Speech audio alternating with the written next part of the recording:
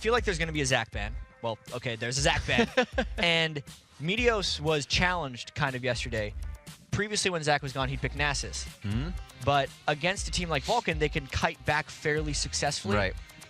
I wonder if he's going to go for a Lee Sin type pick again, or if he's going to try something entirely new, or just default back to Nasus, because those are the only 3 things we've seen Meteos play. And this is the first time somebody's going to actually really ban Zed out against High. They're saying no, and we've seen it. It was actually played in MVB Ozone's game last night. Skara started playing it again. He had a 6-0 game something yesterday, and it's really kind of something the team can synergize around. And Zed's a playmaker, so they just don't want that playmaker in the game whatsoever. Yeah, playmaker, split pusher, all of the above, just able to create a lot of general push pressure that Cloud9 is so known for. They kind of clamp the enemy in, but also just a safe lane pick for High and a comfort champion, especially since on the 3.8 patch, for those of you that managed to watch both the European and the North American LCS, the European LCS is on 3.7 because they've been traveling a lot and haven't been able to practice on that, but we're on the 3.8 patch, which is the same patch that we have on live right now, so no confusion from now on.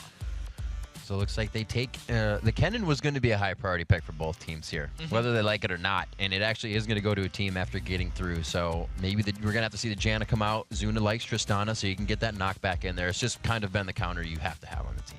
Yeah, I really wonder how Vulcan's going to try to counter that Kennen, because a lot of the early picking has always been happening, and it's taking the game kind of time to adapt to what to do against that. COG had 3 champions with knockbacks and 5 overall displacement abilities to deal with Kennen. This time, Vulcun in the first 2 picks doesn't have either of those. They just kind of have stuns, but that won't stop balls from getting in on Kennen if he tries to go for fights. So we have the Elise. It's kind of been picked up by a lot of the junglers or even top laners around. We saw some supports in the spring split playing it, but it's really just dropped off of that role. Elise has been all about the jungle so far in the LCS, and I think it's transitioning over to the recent jungle patches as well. Just the ganking versatility is really high for her. We'll see what happens here with this Rumble pickup. So we definitely have the solo laners grabbed up for Cloud9. Yeah. Let's see where they decide to go. The Thresh pick is in there for elimination, so they will have some control over these team fights, even from his position. And this is going to be the interesting thing for them. They've already all into a double AP composition. So that's kind of telling Vulcun they can't pick too much of a dive or too much of a clump team. It's almost telling Vulcun, hey, we want you to split pushes and kind of disengage us, which interestingly enough is kind of what COG did to Cloud9 yesterday as well. So Cloud9 hasn't picked an extremely higher amount of initiation than they have yesterday. Right. They're opening themselves up to kind of the same stuff so far, and they're saying that they just kind of want to play their same game again, which is not the wrong thing to do. You don't need to change your game today because of one loss. I like the way Cloud9's picking so far. They're a team to tweak things, right? They didn't take the Korean strategy that was right in front of them. They tweaked it. So they can do it and continue to do that. We'll see what they have for picks here. Zuna wants to stay on the outside rather than the pushback. So they're kind of just letting the Kennen pick happen and really putting no counters towards it. And this is telling us that, well, they do have the one. Like, if Lee Sin can kick Kennen back, it could work. That's what Insect was doing really well in the All-Star game whenever he was playing against a Kennen. Yeah, that was unfortunate. This also probably tells us, a little sad, this also tells us that the Elise is not a jungler. It's most likely the X-Smith because that's his most played jungler. And the Kog'Maw pick is pretty much to be predicted from Cloud9 since they specifically banned out Caitlyn and Tristana, which are Zuna's other 2 big champions. Wow, so they decided to take Nasus for Meteos here. Yeah. I like that pick. It's back to what works. Yep. Because yesterday, the Ezreal didn't make much sense in the Cloud9 composition. Right. They had all these kind of hard engagers, and then Ezreal's like, I'm going to poke from the back and just do some fun stuff. At this time, Sneaky can just run in with everyone else. He can bully a lane if he's up against Zuna, and they're just going to be a very aggressive, strong team like we know them for. I like that they picked the Nasus since it's the second fallback jungler for Meteos as well, and it overall is just a more Cloud9-centric team comp right now. We'll see what Bloodwater has to choose for himself. That Sona's still on the board for safety. It's just his champion. It's got to be Sona. It doesn't seem to synergize with the team very well. It's going to just be an all-around pick for him. Yeah, I think the only synergy here is the fact that Cloud9 would have so much AoE damage that Sona could either counter-engage with a Crescendo or just get some auras going down. But he's picked into the Janna. Yeah. I feel like, I don't think he's as good of a Janna as he is a Sona player. But he's picked into the Janna because of the Kennen. He wants to be able to disengage it. That plus Nasus, he can both blow out of team fights. It is the champion-specific counter pick, and we have to see if that works out for Bloodwater. This is going to be big for them. So the Sona pick does not go out for Bloodwater, like we were saying, one of his more comfort champions and really where he can kind of pioneer the ship from behind and really save it if they need to get out of any troublesome situations. And you're going to get that, right? Cloud9 always bringing safe lanes to the board, and you're going to have that. You have Rumble in the top lane, give him 1 kill, he's off and running. It's not even safe lanes, it's just like bully lanes. Like lanes that will crush if they get going. Right. Is what Cloud9 wants to do. And then you see Vulcun as well. With the Janna, they don't, and even the Kog'Maw, like they do not have early game laning presence. The Elise and Lee Sin is going to try to augment that and kind of get them through the early game. But this is still going to be another one of those survival games for Vulcun. That's what Bloodwater was talking about with us yesterday when they beat Curse. All they really have as their main objective for the early game is just, let's not mess up our level 1. Let's win the late game. Right. That's really all he was talking about. Cloud9 knows they are super strong, and they try to take advantage of that. Vulcun has a team that's not very diveable, and Cloud9 is kind of the one to be all over that. We'll have to see where they really focus the junglers on this. You have Rumble in the top lane, where Meteos can try and focus that if they go for the 2v1. But I don't know. It's kind of a toss-up for just the early part of the game. It's still the new jungle. Bloodwater and them. Vulcun are still warding the Golem buff, even though it's kind of shied away from by the AD carrying support. Now they're still going with that support or the wards all the way down that left side of the jungle. And Cloud9 got burned in level 1 yesterday. I want to see if they try anything else creative today. You can see the pings going out already by Vulcun, and that ping by the red buff of the Vulcan's own red buff is where COG placed a ward yesterday, and that's the ward that actually got COG 2 kills. Vulcan's not gonna, or Cloud9's not gonna fall for that, even though there is a chance they'll get caught out because there's 2 solo laners that have started with wards on Vulcun, which makes it increasingly difficult for Cloud9 to predict the ward positioning because they have to track more than just the support. So here we are into game 1. We can see Cloud9 making fast moves here. Rivington III and Jat bringing you live on the Rift. Lee Sin trying to do some damage. Smithy giving a bit of harass. So they know where Cloud9 is. They're just going to get what they want out of this invade. So really the first different level 1 we've seen here coming out of the 3.8 patch. I guess actually towards the end of the day, people were they were doing this as well. Yeah, the first 2 games we saw fights. The next 2 games we saw just a lot of buff warding. And I'm actually surprised we haven't seen more buff trading. I thought there was going to be a lot of teams invading each other's reds and just kind of giving it away. That's what Cloud9 thought they were doing yesterday against CLG, and that's how they got burned for it. And I think that's what they're trying to go for again here, as they see that Vulcun is a bit spread out, and they can brute force their way into the jungle. They just have such a good level 1, and they know it. Like we said, Cloud9 is just one of those teams that knows they can abuse certain points of power, and that's what they do. Especially with this level 1, they actually walked through everywhere they wanted to put a ward. It wasn't dangerous at all. And Thresh level 1 is one of the most potent champions in the game. The 1100 range on his death sentence hook is almost makes it so the other team can't be safe no matter where they stand, which is why Vulcun was just giving Cloud9 whatever position they wanted. And that's how Cloud9 got 4 wards into Vulcan's jungle. And now you have to consider how this happens. We've seen Meteos lose both of his buffs. Now they're going to have 100% vision on the jungler the entire time, and now he has both of his buffs. So they have so much information to act on for the first 3 minutes of this game. Yeah, this means that they can push up whatever lane they want, since there's going to be nowhere Xmithy goes in the jungle that Cloud9 will not have track of. So even though, like, it may seem like a couple wasted wards if you read the blue buff and the red buff, it's like, well, if you know he started red, then he's probably going blue next, but not for Lee Sin and not in the 3.8 jungle with the potential buff steals. Because if Xmithy, as you see now, doesn't get seen by the blue buff ward, Meteos knows that they're going to be coming in for an invade on him. I want to see how he deals with this. You may have seen the image coming down of that. Yeah, the ward going over, actually, to see Janna, or they actually hit the lizard, rather. So they're going to be able to steal that away. Meteos knew it was going to happen. He kind of just walks away from it, too. Yeah, that's actually unfortunate to them, because Cloud9 put their support top lane, which meant Bloodwater very easily roamed into the jungle and helped Xmithy get that red buff. That was just two people mid lane, gives you way better access to buff steals, and I think we're going to be seeing a lot more of that as people get used to this patch. They got him super strong. It was actually, Balls was almost level 2 by the time Zuna, he was helping with red, got to the bottom lane. So it was Bloodwater and Zuna giving Smithy a really healthy red so they could make that easy.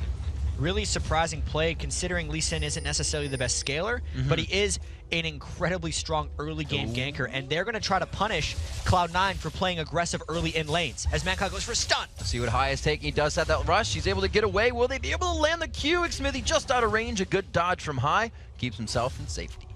Really good plan of escape there for High. Even though he was pushed up in the lane, he was favoring the left side of the river because he recognized that Xmithy was going to be coming in from the red side jungle since that's what was stolen. And in doing the support top, Cloud9 makes it work for themselves, knowing that Janna was nowhere near, and they'd be able to take that top lane. So far they've put themselves up on the game, being reactionary to the steals of Vulcun. We'll see if Balls can hold himself in the bottom lane here. And he looks like 3v1's not going to be too much trouble. He's got a lot better wave clear than nobody being in the lane. Oh no, they're going to the Psycho Sid. The repel's there, but he's got nothing to go to but he goes back towards the base, or away from the base rather. You may actually be able to get out of this. Yeah, I think he's escaped. It's a tricky little spider. Didn't even have to burn minion flash. wave just kept pushing up. And now Balls is getting pushed off the bottom turret as well. So this isn't actually a good thing for Vulcun because they might be losing their second tier turret while taking a 1. Taking a little bit more poke damage. So this is exactly what Vulcun needed to do. They stayed strong here. It's only going to be one more wave, and he's got to be pretty careful because they just may decide to go the dive with a second tier turret before 5 minutes going down. We got some super weak from the spring split going on. Yeah, this is now a summer split record for fastest second tier turret taken down. 4 minutes, 48 seconds because there was no response from Vulcun. Not a single thing was done to help Psycho sit in that lane, and all of Meteos' attention was put in that top lane. Once Meteos lost his red buff, much like he did against Dignitas in week 1 when he lost both of his buffs, he was saying, you took my buffs, I'm gonna go to a lane, what now? And it worked out for Cloud9. I was just gonna say that. What were they gonna do with the next 3 minutes of knowing exactly where the jungler is? Take my buff, we'll take 2 turrets. And I think the gold is gonna be in their favor on that one. So with those 2 turrets, so much pressure towards the top lane now that how this is going to focus or affect their focus on Dragon and somebody split pushing that top lane. They can't lose an inhibitor turret before 10. That top lane is so long now for Psycho Sid. Like, look where he is. Psycho Sid could not be farther away from the Dragon. And Zuna is already incredibly low. If Cloud9 wanted to make a play for Dragon, they might be able to. No, Smithy going in on elimination. They may be able to get a kill here. That's exactly what they need. Who do they trade it with, though? It does go to high. That's going to work out for them. Sneaky might have wanted that pretty good, but it all works out in the end as they go 1 for 1. And that is just jungle for support. So in terms of actual lane pressure here, I'd say Cloud9 has a little bit more of a power play. Knowing that Zuna got pushed out by Balls in the bottom lane as well means this relentless turret pushing is going to continue here for Cloud9. Yeah, they are putting that power play to the test right now in front of Vulcun. ManCloud trying to put the damage back that he can. Bloodwater there to assist him, and they're actually being quite aggressive. They are risking HP to save this turret because they know they're losing too much too fast. And I wonder how much Bloodwater is going to have to move around the map this game. I think Janna is going to be an increasingly popular pick against Cloud9 throughout this year because not only does Janna have heavy disengage for Cloud9's team fights, she has some of the best mobility due to her passive move speed and wave clear just based off rank 1 Tornado, helping keep the lanes shoved back and getting minions off of his team's turrets. So we'll see where everybody is putting the wards down now. We do have some coming in mid. It's still Cloud9 with some deep, not deep in the jungle, but just placed towards the Wraith camp as well to get that default vision on. And Cloud9 says, we want this mid turret. It's going to be the pressure and probably the dragon soon for them with what they've been doing. And this is just the way I think we could expect this game to play out. Cloud9 is doing as much pressuring as possible right now, keeping the lane shoved, whereas Vulcun is mainly, aside from the couple ganks that Xmithy's been doing around, the rest of the team is just mainly trying to farm up. Zuna has been left alone by Bloodwater as Bloodwater runs around and tries to help out lanes, and Zuna's trying to freeze the lane and farm up, whereas like his analog on the other side, Sneaky, has been running around trying to kill people, which is what we expected. And really, with the aggression that Cloud9 shows, when we say they're aggressive, they really play this so calm. They wait for the first few punches to be thrown, see what Vulcun really has to show, and then they say, okay, then we're just going to do this. Yeah, it's like a counterattack. Yeah. Instead of just going for a play, which kind of gets them in trouble, like it did against COG, where they just said, all right, we're going straight into the red buff, we're going to trade, you do this to us. It's now Cloud9 saying, we're ready for whatever you throw at us. As soon as they see where Vulcun goes, Cloud9 does something for themselves. That was a good chunk of damage coming out of a Q there. He's trying to go in again for another Shuriken. A Q and a W will lock him down. A W is not in range. He flashes off of it. Definitely would have been Psycho Sid going down, but every lane, it doesn't even have to be a Zed. It doesn't have to be those playmakers. They're doing it alone on Rumble and Kennen right now. Meteos getting the Lantern out on the Thresh Express, and he is going to be safe. And I'm trying to figure out what happened there with Mandatory Cloud's ultimate. I thought he was going to be coming to the... I'll find out later what he did there, but that was a very curious ult by ManCloud because that is an incredibly important cooldown based off the way Cloud9 is playing their lanes. Smithy, yeah, he did get that over. I actually thought he got that for a second. Would not have been good, but now they finally focus on Dragon. So this is Cloud9 not really taking a huge advantage for Dragon. It's still Psycho Sid now coming in with full health. That lane is long, but he was moving before this happened. So Vulcun making moves. Yeah, and the longer Vulcun holds this here, the closer Zuna gets to the fight. So this is potentially dangerous for Cloud9. Zuna coming in. He does not have much damage yet. Oh, Slicing Maelstrom for the backside. He kicks him right into the team. High is going to go down. Didn't get enough damage there. There was too much focus. They continue. A great resonating strike. He goes in for the kill with the Tempest, and it looks like they can continue this one. ManCloud finding a kill there, and the window worked in their favor, oddly. Yeah, Lemon Nation actually hooked in to die at the end of that fight because he thought he was going to be able to stop xMithy, and that was Cloud9 taking a lot of damage at the Dragon because they knew they had the man advantage, but they took even more poke at the Dragon and damage, which allowed Vulcun to just close down in on them. So the 975 gold the Dragon versus about 1,400 gold worth of kills that Vulcun gets means Vulcun won that trade. It was a little confusing to me why Cloud9 waited so long to go for the Dragon. Vulcun was healed up. Psycho Sid was back to lane. They had a, like you said, the Twisted Fate ultimate had just gone down. Maybe would have pushed mid and then gone for Dragon. But nonetheless, the play is over. Vulcun makes a big play there, bringing themselves within 200 gold here. 4 kills coming off, not off of that, but now 4-1 as we reach 10 minutes. And 2 of those kills going to ManCloud could be really important too. He just got those couple Thorns rings right now, but if ManCloud gets going a little bit, he's going to be able to shut down a lot of the way Cloud9 roams around. But they really need to be able to hold off this turret. Cloud9 is relentless. They get definitive when something like that happens. They're like, no, let's clean that up. Make sure we get something back on it. And it's already 3 turrets to 1. This is pretty much the turret score in all of Cloud9's games, even the one they lost against CLG. So Vulcun trying to survive this onslaught right now, and they're doing quite a good job of it since they're only down 900 gold, despite being down 2 turrets and a Dragon. Right, they're doing well. Cloud9 has these chess pieces that they've already moved into position, right? Elise is up top. That mid turret wasn't really stressful for them to take down. It was something they almost had prepped if the Dragon went awry. So they're really setting themselves up for situations to happen, but they can't have any more fights like that because Vulcun will take advantage of every one of those. Yeah, and since Cloud9 should also be stronger in a lot of these early fights. The Raven very early on, just Thresh, I believe, still isn't even level 6 for Lemon Nation. The Cannon ultimate hit like 4 people. Like, these are very strong. Like, mid-game Dragon fights for a Rumble Cannon team are what they live for. Yeah. So when that didn't work out for Cloud9, it becomes a very dangerous game for them. Smithy just keeping this mid-wave push. They're looking to keep the pressure, just at least a line of scrimmage up and down river that Cloud9 is not crossing. You see them push this river. They have high and balls in that bottom lane. Power and numbers, that rule of thumb. If you cross the river, don't do it alone. They could go right onto Zuna. Whoa! He thought he was safe for a second. Oh, but it looks like ManCloud, that's the farm kicking in. He's going to pick up a double off that. Well, he just got the ultimate up. That window being forgot about, chat. That is going to be in their favor there for his 2. Exactly, like Zuna is just a little puppy dog that was used as bait right there for Mandatory Cloud. It's only 12 minutes. It's exactly. It's only 12 minutes. There's no way Zuna's a threat yet. They're trying to shut down his farm because they know that if Sneaky can't outpace Zuna, then Zuna's going to outpace him like crazy late. But that's why it was so important that ManCloud got those early kills. Coming in there with a needlessly large rod gave it a substantially larger amount of spike and a very easy double kill pickup there off of Cloud9's turret dive. I really don't know how many times, whether it was Mandatory Cloud focused by 7 people in the beginning of the game and he was down 100 CS, or it just happens where he picks himself up a double kill and then another double kill, and he just starts to come back in the game and super carry, and he really is starting to do that now. 12 minutes in, the first TF foul kind of made us think. The second TF foul picking him up a kill. Looks like Lemon Nation finds another death sentence for himself. Ball's taking some damage here as he tries to pick up that Smithy on the way out. And xMithy's the one trying to run around making plays, and it's actually not costing him that much. He's only 21 minion kills down onto Meteos.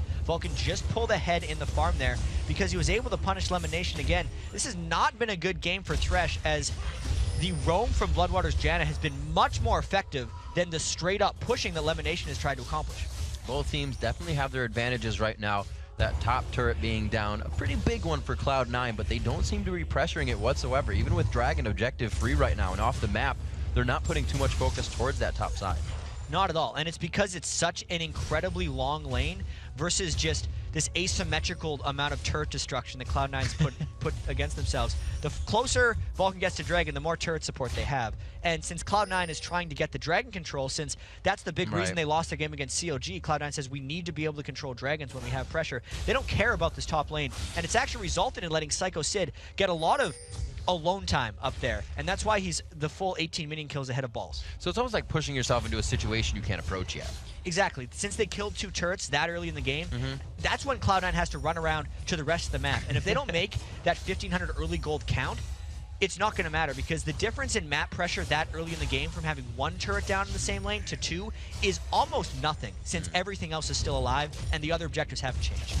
All right, well, what they really want is coming up in 1 minute here. Not too much coverage on any wards is they are starting to just hover top. They see Sneaky. They want to take him down. You see the jungler heading mid. Where are you, Meteos? Meteos in the bottom lane, so he's ready for this to come up, is the team. And I'm a little surprised by ManCloud's Zhonya's Hourglass Rush. A lot of times you'll see that as a Twisted Fate if he's against like a Kha'Zix or a Zed. Right. Because he can prevent himself from that assassination. But since Cloud9 is typically a magic damage team, he's doing this Zhonya's strictly for the TF initiation. He'll Kid rocked it yesterday. Teleport right next to someone, pop that scary. Zhonya's, and just go for it. And it is needed for Cloud9 since they don't have hard initiation, but it's interesting that he didn't go for more damage right off the bat since it's still so early. And really, such a close game if you haven't gotten already. It's only a few hundred gold, 800 gold to be exact. Cloud taking a shot there high on the Q. And this is actually Vulcun trying to split push the lanes while Cloud9 takes the Dragon. I don't know if this is worth it for them because there's multiples pushing down mid, and Psycho Sid is creating some more action in that top lane. There's the ults going on. Oh, wow. High trying to jump out of the X-Mid. The ultimate, the Dragon Rage not going to hit. A nice Rumble ultimate keeps them from initiating the fight again. Does he go down? No, he gets out with a sliver of health. Can he hit the harpoon? He gets locked up. Will the teleport come in with the shield down in no time? No, the flame spitter is too much. He gets burned down. So does Bloodwater, and they're going to look for more off of this. That's a big break for Cloud9 right now. You have to give credit to High for holding that mid turret and turning it around. Cloud9 killed that Dragon so fast, ran mid to support, and then cleaned up Vulcun before they could run away. Psycho Sid also didn't even get the top turret, so this is such a power play for Cloud9. It's always a game of chess for Cloud in these fights. High played that so well, flashing before Lee Sin even got to the insect kick play to put him back into the fight, and then he held himself with 3 in mid. They were able to come back on that. So 16 minutes in, they finally pick up one of the gold leads we're finally seeing. 3,000 gold, or 2,000 gold is the time, it ticks up for Vulcun there at 24,000 to 22. So 7-4 in the kills, kind of going back and forth there. TF still lives, so ManCloud, no, his bounty actually did get crushed within the last fight, so he's back around there. But this is going to be big. None of the kills onto Sneaky yet. Mandatory Cloud, however, with that Zhonya's this early, still going to be able to counter that ManCloud. He's still going to be a force, even though he wasn't killed here. And Vulcan's really trying to get some of the turrets back since the gold is still close, and they know that Cloud9 had to go deal with other things after making that big play. Vulcan might be trying to press real hard here. Oh my. Smithy wanted it so bad from that fight to this fight and just absolutely dropped. Meteos goes down and they look to take the turret. I don't know if they're going to be able to get this turret, but they did get that kick kill onto Meteos once again, and another kill went into the hands of ManCloud. So this is still a very close game, and we know how threatening Zuna's going to be. I don't know if, like, Zuna's not probably as threatening as what a Tristana would be against this particular Cloud9 composition, because if Kennen gets onto Zuna, Zuna doesn't have a way of avoiding it, whereas Tristana has 2. Tristana would be able to knock Kennen back or jump away, and that's one of the reasons that Kennen couldn't shut down Doublelift at all in Cloud9's loss yesterday. So probably a slightly different situation here for Cloud9, where they're not against as big of a ticking time bomb as far as Vulcan's team composition goes, but Vulcan is still actually feeling pretty comfortable about having a 2-turret disadvantage, being 0-for-2 in Dragons, and still only being down. Obviously, they don't know the gold, but they know they're not down by much. Once you know how Cloud9 fights, and that's pretty much to go in aggressive, I'm seeing where Zed would be such a huge pick still for this team in general, right? Kennen he needs flash. Unless he just does a walk-up E and initiate with Slicing Maelstrom. When you have Zed, you get that on your E cooldown, or your cooldown rather, not E, all the time for your Shadow. So you can initiate on that back line and get to it. They're blocking that out. Lee Sin could not have done that jump if they had Zed on the team right there. And also, Zed is one of the few things that can initiate through a Janna ultimate, because when he ults, when he puts his death mark on someone, he gets a Shadow clone right next to his target. So even if he gets knocked back, he can immediately jump back to that clone that the ultimate creates and finish off his combo. So even from the get-go, it means that the Janna pick is just super potent against Cloud9, especially when Cloud9 can't have Zed. And now we're 18 minutes into this one. These guys have been switching things up on us. We haven't really taken a look at the inventories just yet, as both teams set up here in mid for a possible tango. We do see the Golem Spirit coming out onto Meteos. Very common knowledge if you're a Nasus, you want to run around the team fight with some tenacity. But the Aegis kind of being rushed right away here for Xmithy to be that utility in the late game for his team, knowing he's just going to be jumping around giving auras. And all three of the Lee Sin jungles that we saw yesterday actually rushed the spirit of the Golem spirit that Meteos has right now. But Xmithy went for the Aegis, and I actually like that, since Xmithy's job in these fights isn't to kill people by himself. He is jumping in, he is kicking someone backwards, and then he is getting back to his team for the auras. So Xmithy can accomplish that with or without the Spirit of the Ancient Golem. I like the Aegis because it just gives them more versatility against the double AP comp that Cloud9 has. I believe that no magic that Xmithy has is going to turn that into a Runic Bulwark, probably even before Xmithy finishes his upgraded boots. Looking around it still, the Zanya's coming in for both of the AP mids. That's high on Kennen. Mandatory Cloud on Twisted Fate. He has gotten a kill since his 5, 1, and 2, so he's up to just 6 with that one more. There it is again, but he gets locked down this time. High throws down the ultimate immediately. Zuna has all eyes focused on High. Takes him out immediately. There's actually Psycho Sid to come up with a kill. The Equalizer is going to go down, but I don't think they're going to be able to really reinitiate on this. And that's because all of Cloud9's ults were used before they were ready for that fight. Xmithy didn't even get the kickback in the perfect direction, but he did create the action and allowed the rest of Vulcun to go up. Also, the magicness from that Aegis is the whole reason he didn't die to the AoE amidst all that action. Another nice kill for Vulcun. So Xmithy really just abusing the fact that he can get in and out and disrupt the fight with the chaos that Lee Sin brings to that engagement. And it looks like there's even more importance coming down to this Dragon right now, because Cloud9 is running out of things to take advantages from since they've killed those four turrets so early and the game is still quite close. Really, Cloud9 is trying to get Dragon control and the area around Dragon kill down so they can accumulate these things, because there's only so many of them on the map. And it's almost like it's fuel. The catalyst for Cloud9 to really force themselves into doing something is losing somebody in a fight. Because right after something happens, again, they take a turret, they flip that switch on. Right after they lost, it looked like they were chasing down mid like rabid dogs, but then they're like, oh wait, let's just grab the turret. It's got to be activated before they lose something. Yeah, in a little bit of, in some of the ways, they need to be able to be a step ahead of Vulcun. Right. Which, maybe what's happening right now, I'm not sure why Vulcun had Xmithy and Zuna up in that top lane, because that just means this is an uncontestable Dragon that Cloud9 desperately wanted and needed. Good money, good gold. 31.6 or 31.5 to 30,000 gold. So it's only gold lead is back and forth now, closing that deficit for Vulcun, getting very, very small. But they are still down in turrets, which means their global presence needs to be picked up here, and Zuna's going to do a little bit to help that out. Zuna still just has the Blade of the Ruined King. If we look, he's still only at a 6,100 gold mark right now on AD carry, and honestly, a Kog'Maw probably needs close to 12,000 gold before he really starts ramping up. So Zuna's got a long ways to go. That means 35 minutes, maybe 40 minutes is the point where Zuna wants to go in, and Cloud9 doesn't play generally that slowly. If Cloud9's going to be making some action, it's going to be before that 40-minute mark. So we'll check back with us in 20 minutes to see if this game's still going on, and if it is, Zuna's going to be scared. Now, this is a pretty neat buy by Sneaky here. Neat or just, you know, comfortable for him that he goes. Draven's more of that single target AD carry, and he's buying the Shiv up to really maybe go back on the split push that they're finding right now from Vulcun. I think it's also just part of their play style to be able to keep the lane shoved as much as possible. Okay. I think Sneaky's going to be someone who builds static Shiv more than other AD carries just because of that. All right. So chasing on the Void Ooze. Wow, Meteos just tiptoeing right around that one. Wasn't able to engage the fight. And Xmithy again.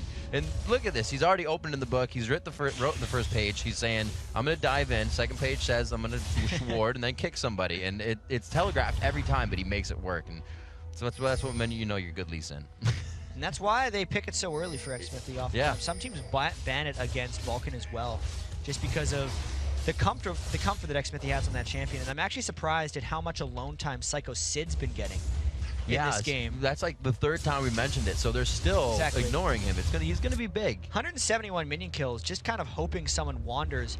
Don't know who's gonna wander into that tri-bush because there's minions at the turret, so Sneaky's gonna be over there taking them, but I wonder if Psycho Sid's gonna be able to start creating some action on his own, since he's had so much free time over there, as well as being able to pick up some garbage kills in fights. I remember, I think it was in the tournament at the end of the season when Psycho Sid was going crazy on Elise, and that was the ban for him. Oh, look out! Oh, Smithy, that's the first time he's had to use his ult in defense. They go right onto Zuna. That's the back line they needed. Right when the flash is up for high, he can get into the fight, get the execution, the initiation they need. And this is the danger that Vulcan's been running for a while. When they have Psycho Sid and ManCloud off on side lanes, Zuna and Xmithy should not have been safe in the mid lane, especially without the Janna for protection.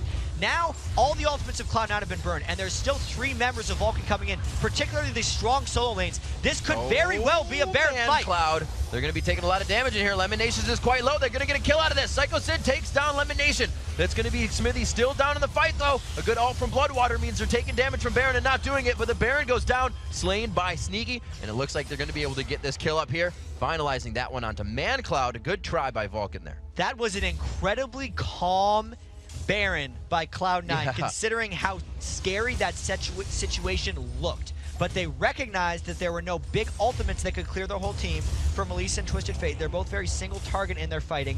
They knew that as long as Meteor stayed alive, he would smite it and nothing could steal.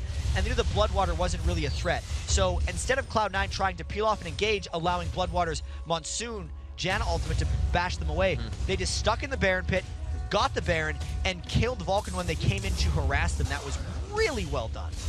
So now Vulcan has a bit of thinking to do before their next engagement. They're trying to pick up everything in their jungle while they know it's a bit safe to run around here. High picking up his blue as well before they re-engage.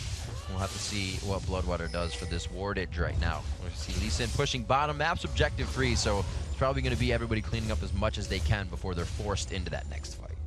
And right now, Cloud9's thinking about how they can find their next dive. They have the Baron. They know they don't want this game to go to 40 minutes.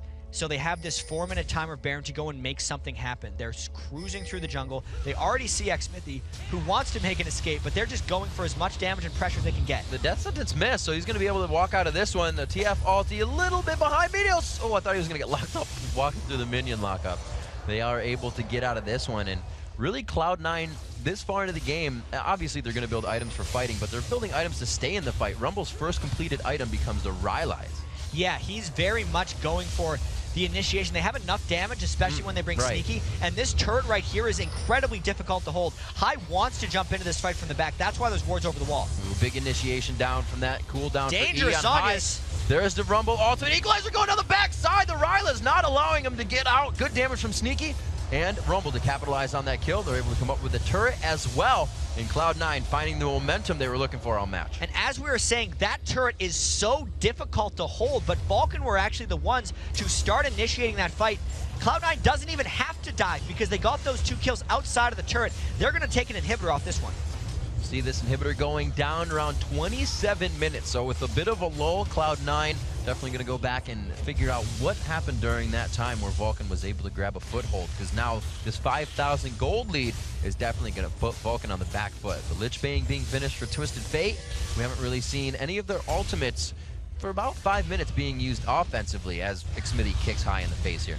Yeah, and High's going to be able to run away. This is the point in the game where Cloud9 is feeling the most comfortable. When they have a lead, they close it so well. They're going to pick up this Dragon because they have the perfect timer on it. They still actually have a minute left on this Baron, so I wouldn't be too surprised if they try to get maybe another inhibitor off this play after taking up the Dragon. Going to be interesting, though, because they are sitting on about 4,000 gold across their team. Cloud9 picking up another Dragon for themselves here, 28 minutes in. They all decide to back. Once again, Vulcan is set in that position. We're going to farm up until we're pressured into our next fight. And really, looking at it, yes, you do have a Zuna, you do have a ManCloud, and Jan. Yeah, so they have good siege clear coming into the turret. So once it gets to the base, if they have their full team, that initiation, like you said, they kind of split up. Lee Sin went over the wall, or I should say, Xmithy went over the wall to High, and then not having Xmithy there to help the initiation, they went all in on the turret. So. And they killed Bloodwater real fast too, so the Janna wasn't able to do a sustained kite after the fight. Plus, Bloodwater's not really protecting anything yet because Zuna hasn't hit his items yet. He still hasn't finished his Infinity Edge on Kog'Maw. The main threat is ManCloud, but even ManCloud doesn't have too much ability power since he did rush that Zhonya's and he's more going for an initiation, try Twisted Fate. Right. There's not the damage yet for Vulcan to repel the dive from Cloud9 coming in, who have all built very resilient items. Even Kennen Giant's belt. As you mentioned, the Rylai's on balls, as well as going for an Abyssal Scepter. That is a very strong and resilient dive line that Cloud9 has built, which is allowing them to maybe dive this turret if they go in for mid lane. So being pushed this hard, is re-split pushing back an option, kind of the way CLG brings it in? Or I don't do you have think to so be at ahead this for point. that? I think you have to be even for that. Okay. Or at least have the threat of making them dive you. Right now with an exposed inhibitor, there's no lanes that are going to be shoving on their own that Cloud9 has to go back for. Right. Cloud9 gets to sit in this mid turret as long as they want, trying to poke down, waiting for an initiation. So this choke point sometimes being the bane of teams getting in and out of that stairway onto the base. Also, Voidu is very effective within that range. They have a good amount of crowd control to lock somebody up there and get a kill under the turret. And you can see Cloud9 knows that. They're waiting ever so patiently for the turret. There's the Gen ulti, the Monsoon out. It was quite early, but he cannot get back in. A lot of ultimates wasted here by Cloud9 as they go for the inhibitor. Yeah, but they didn't take any damage themselves. That was a strict retreat from Vulcun, and now they're doing almost a re-initiation trying to get in. Oh, a few spells, skill shots being missed left and right, and it's really faltering the initiation of both teams. Psycho Sid can be going down here. The shield's coming out big. Xmithy, a few bits of last damage as he limps away. Nobody died on either side except that inhibitor going down, but that's still great for Cloud9. This is what we were talking about. Vulcun has the disengage, but they're not disengaging for anything yet. Everyone's just running away, and they're not able to deal damage while running away, which is why Cloud9 is pushing them around. 2 inhibitors down. 30 minutes is what Cloud9 wanted in this game. Cloud9 making patient moves here like we've seen it from the Baron up until now. They feel very comfortable, and they're just saying, we need to fight, we need to do things, and it's something they've said. They're very sure about their actions, and you can see it in their team fights. Can we dive? Can we dive, guys? I think they're going to dive top lane Isn't next. that what they say, the thing that's always coming out of their mouth? That Can is we their dive? most spoken word whenever they're talking in their voice comms. Can we dive?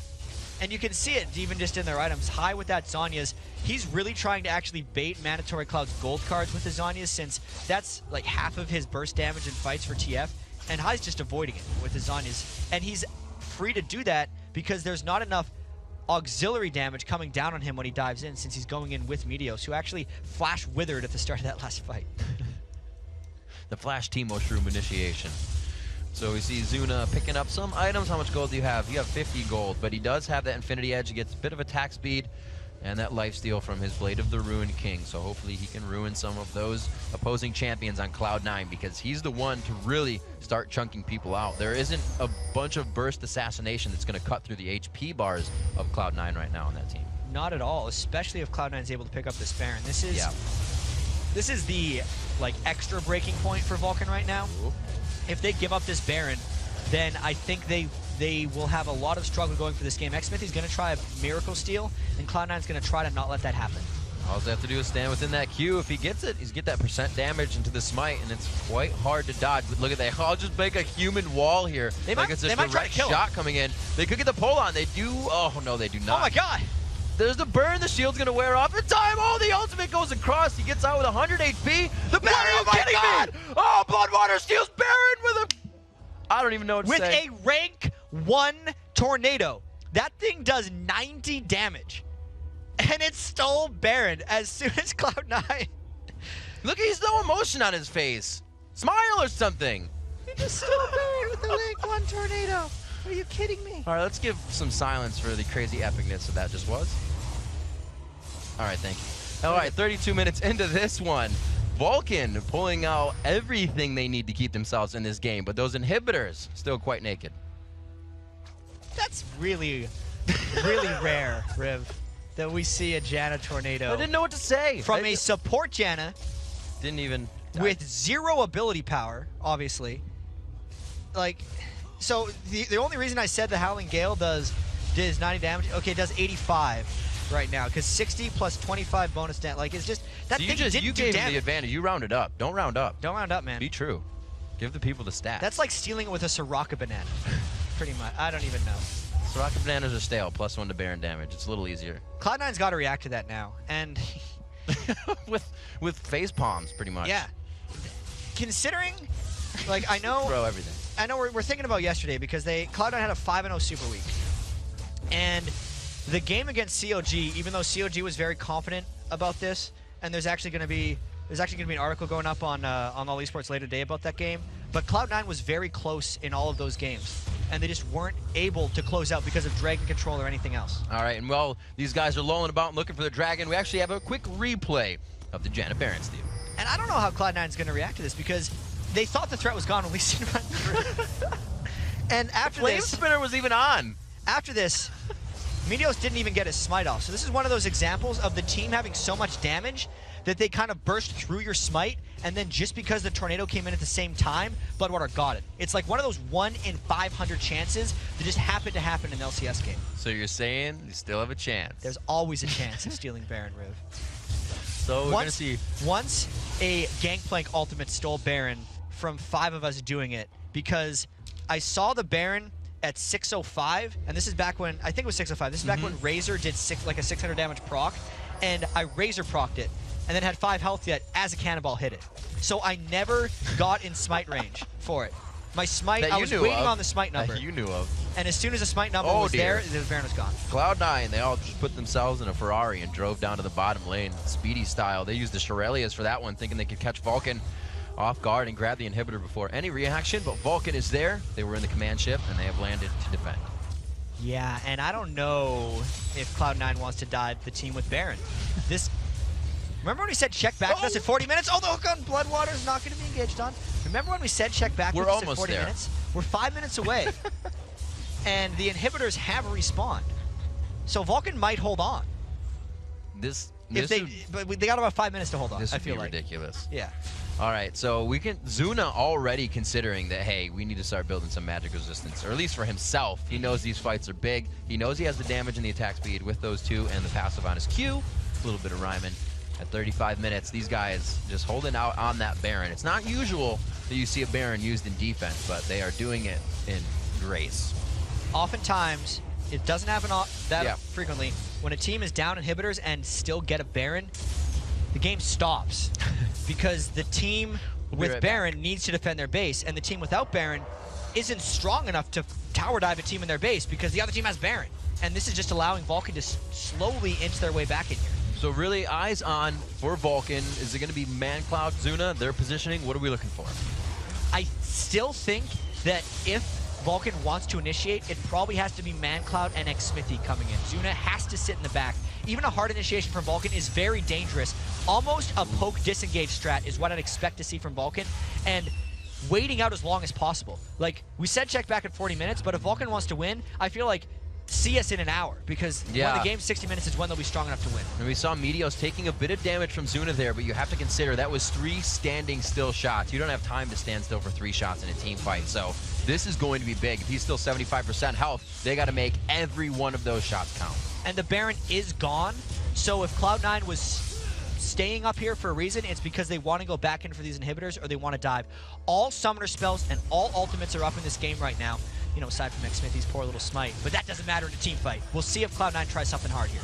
Vulcun relying on the RNG of the Infinity Edge on Zuna right now. He doesn't have that from anything else. They are going to be moving in with this minion wave. Nope, they're just backing him off. They're making sure they can't. Oh, the flash, but they're kind of walking around each other. The Rylai's slow from the equalizer goes down as well. And Mandatory Cloud takes a good chunk there. They're not going to be able to do anything off of that. Whew, that almost got Vulcun into a little bit of trouble because I don't think they want to be initiating onto Cloud9 because as soon as they just wore off.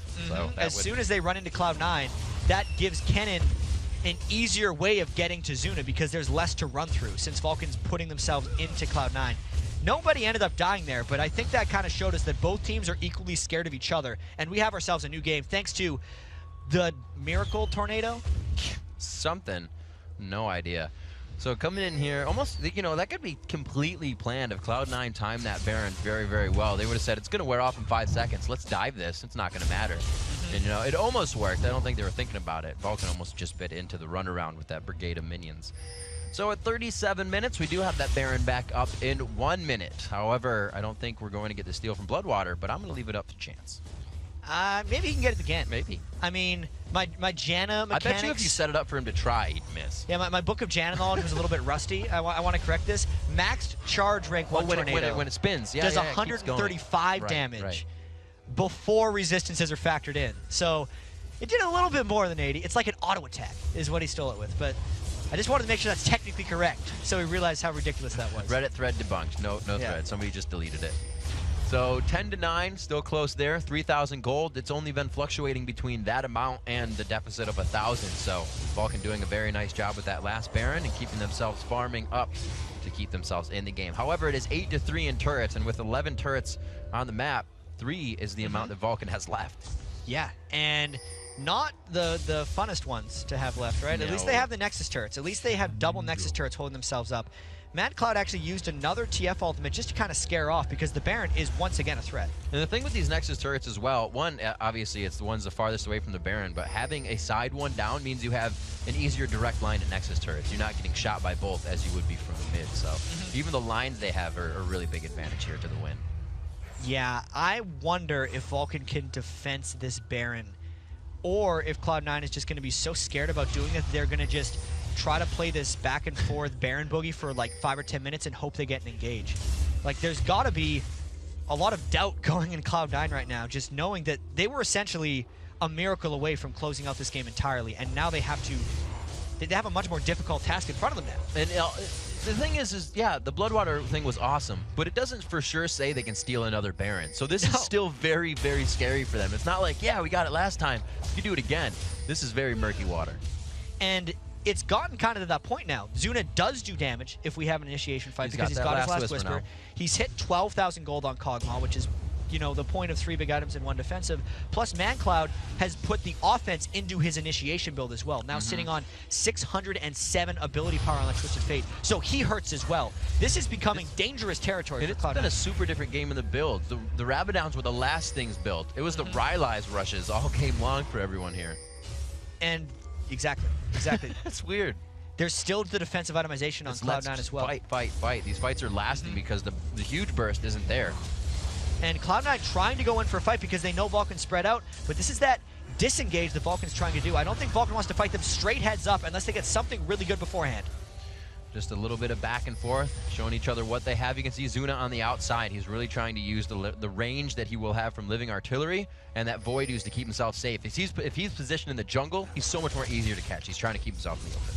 If Cloud9 can get a fight in the jungle here, it's probably beneficial to them. Right. MadCloud went to shove a side lane, and Vulcun is all around the outside of the Baron. Not everyone can get in, and if there's a fight here, they're unprotected. It's almost like a steal, but Cloud9 again tries to initiate instead of finishing. There's the void ooze. They back out, so the Rumble ulti is down. They're going to be able to connect a few things on this. That looks like they just back out, but for them to be that unsure definitely has to give Vulcun some ground. Their confidence is shaken here. Yes. One of the things is it's difficult to smite Race Elise Sin because he's a very potent smiter since he can spike it with his resonating strike, but it's just like a little bit of post-traumatic stress disorder for these guys right now because they are scared of that. There's another tornado! They can't, yeah. Oh my god, the tornado's gonna kill everyone! They can't necessarily initiate that hard onto Vulcun, especially when Vulcun was like so spread out. Cloud9 had a clean shot at that Baron and would have won a fight afterwards if Vulcun tried to come in just based off how spread out they were, but they still didn't go for it. And not really, the only vision they have is in mid here, so they're going for Dragon without having too much. They have that one up on the Baron, so they'll be all right for this. Slowing things down, Cloud9 is trying to find that footing. Usually, we said it before, their games don't go this long. No. So they're in that unfamiliar territory. Not the games they win. Not the ass. Yeah, their games they win are very quick. Good point. I wonder, we obviously have the 5 games. Their longest game was the one against COG, which they lost, and this game is stretching dangerously long for them. This is when the Janna disengage becomes increasingly valuable. The protection of Zuna becomes even more important. Even also, like, Meteos being able to wither Zuna is also really huge since Zuna hasn't been able to build the Quicksilver Sash yet. That's like the one thing Cloud9 still has. Or catching Vulcun in some kind of split push war as Zuna's still trying to get more farm, but it's just not syncing up right now for Cloud9. Still looking at these builds, everybody's got the Abyssal Scepters and whatnot. Very unselfish builds coming in, all the auras and whatnot, and then the Rylai's to continue the fight for everyone. They're synergizing so much just to kill each other. Yeah, and Cloud9 wants to probably go in for a fight here. The good thing about fighting on this side of the map for Cloud9 is if they lose, they don't lose the game. But if they win the fight, they would be able to finish the Nexus turrets due to the positioning. So a little bit of harass, not exactly the person you want to grab. They decide not to go with that one. See who stands in the front here. High, putting himself up top, trying to get some damage on. Their minion wave is a little ways behind them, but they should be able to get at least half on this inhibitor here. And the minion wave doesn't really matter for the inhibitor turrets. They're just worried about ManCloud getting caught with something. There's not much initiation potential for Vulcun unless they go all in. Whether Lee Sin does a flash kick or whether ManCloud flashes in. That's a lot of damage for ManCloud to take, though. Knock it out, ManCloud. Zanya's right on the Rumble ulti. It's they gonna just shred him out. There's a slicing Maelstrom. High waited so long on that, actually. They're gonna get Zuna locked down. This is gonna be the base. Smithy gets locked up by the next Shuriken. They are gonna take these inhibitors. It looks like they're gonna take the Nexus here with 50 seconds on the death timer. They got the biggest threats down from Vulcun, and ManCloud just didn't get damage off before Zanya's, which gave enough threat detraction from Vulcan's team comp that everyone just bull rushed Zuna. That was such a good fight by Cloud9. It took them 15 to 20 minutes to get it, but they got it and they're making it count. This is going to be one hell of a save if they can do it. Smithy forced out the Flame Spitter. Actually, the turret could be taking down balls there, but it did not. They look like to get this one safety, and a nice Shuriken there coming in from high to pick up the last kill of the game to raise that KDA up. A very well played game by both teams, but Cloud9 finds the win. That's one of the most stressful ways to win a game. They had to win twice because there was a close game. They made some awesome plays, and they were in position to win with 2 inhibitors down and a Baron. What do they say? They're a little frustrated, I think, about that Janet tornado. You think like after these games they're going to be really happy with themselves, but there are still things to learn and correct with wins. You know, I don't think you learn and correct around that. I think he just doesn't happen that often. That was like a miracle of Janus steal. And then Cloud9 deserves 2 wins for that, because I feel like Vulcun came back and made that an even game until Cloud9 beat them again with the fight inside Vulcan's base.